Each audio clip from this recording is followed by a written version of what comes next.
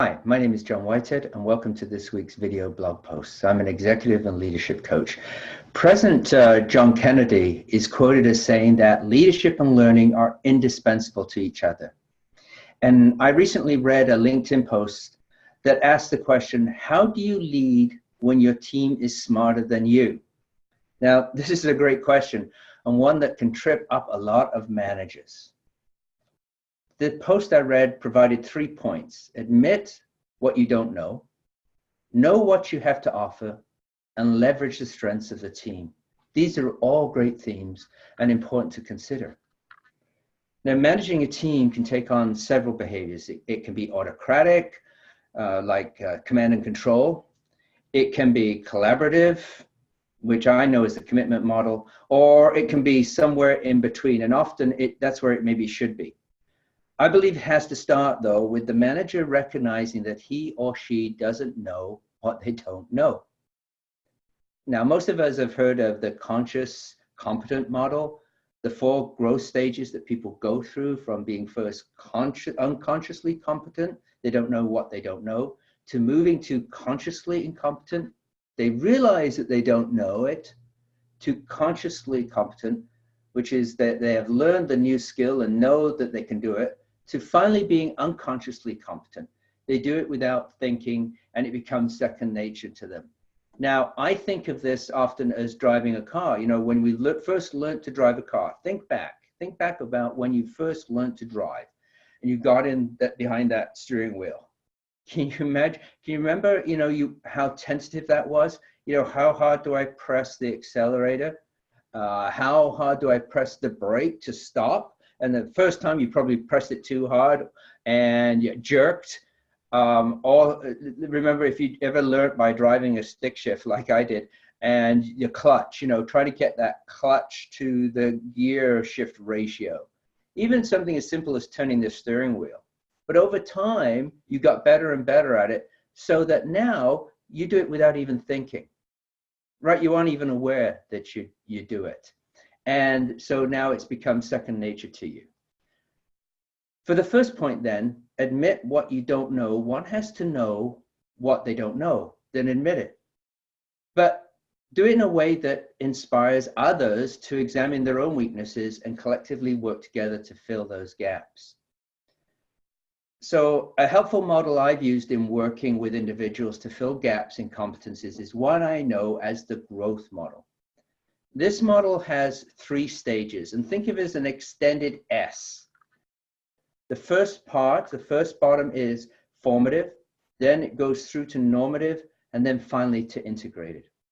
When someone is new on the team or learning a new skill, they're in the formative stage, which means that as a manager, you have to do a lot of telling and showing, teaching the basics, very hands-on. As they move into that normative stage, though, for the manager, it becomes more about giving them encouragement and doing some tweaking, correcting what needs to be corrected, and reinforcing what's working well. Over time, the skills this person learns becomes more second nature.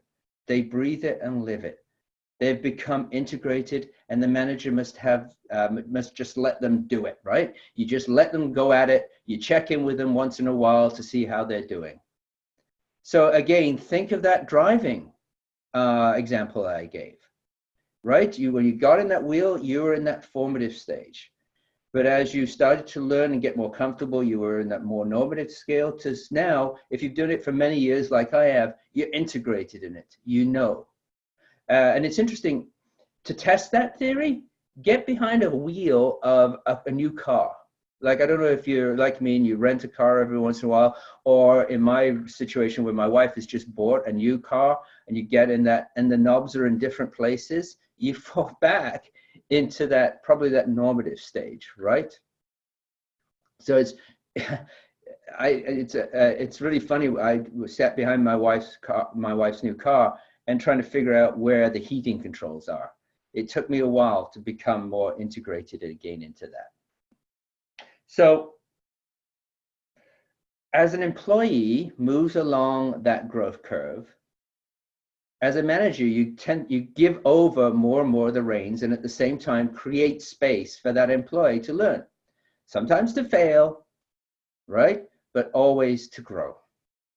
So the two models I've just talked to you about above, the competency incompetent model and the growth curve, is where a manager becomes a leader. This is where the manager first recognizes their own gaps in knowledge or ability, and while working on improving their own competencies, finds members of their team who can fill them.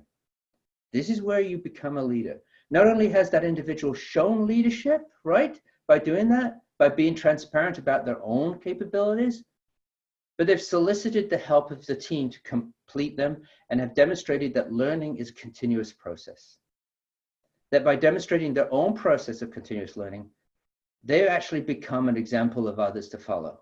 It's as Cousins and Posner stated in their book, The Leadership Challenge, the first practice of exemplary leadership, which is modeling the way.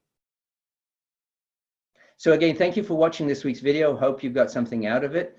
If you have any questions or comments, please add them to the bottom of this video, and I'll get back to you as soon as I can. And if you want to chat about some of the things that we've talked about, or you want to explore your own journey of learning through the competency models or the growth curve, feel free to reach out to me. Thanks and have a great week.